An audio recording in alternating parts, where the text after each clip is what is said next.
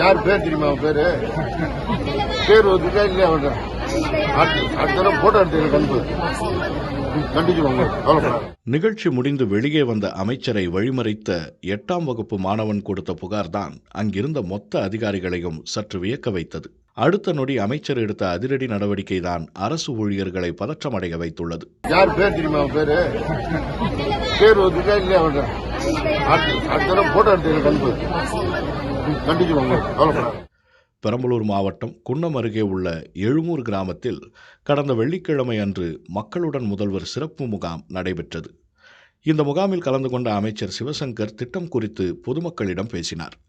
பின்னர் முகாமை முடித்துவிட்டு வெளியே வந்த அமைச்சரை வழிமறித்த 8ஆம் வகுப்பு மாணவன் ரித்திக் என்பவர் புகார் ஒன்றை கூறினார். அரியலூர் டு தொழுதூர் செல்லும் அரசு பேருந்தை நிறுத்த ரித்திக் உட்பட 3 மாணவர்கள் கை நீட்டினோம்.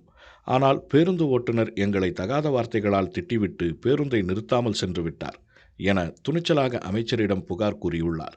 இதனை கேட்ட அமைச்சர் சிவசங்கர் மாணவனை தட்டி கொடுத்து, ஓட்டுநர் பெயர் தெரியுமா என கேட்டு அவரை கண்டிக்கிறேன், கவலைப்படாதே என கூறினார்.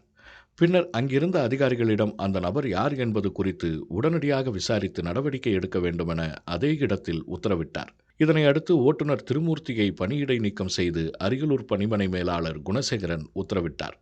அமைச்சரிடம் துணிச்சலாக புகார் அளித்த மாணவனின் வீடியோ சமூக வலைதளங்களில் வைரலாகி வரும் நிலையில் பல்வேறு தரப்பினரும் பாராட்டு தெரிவித்து வருகின்றனர்.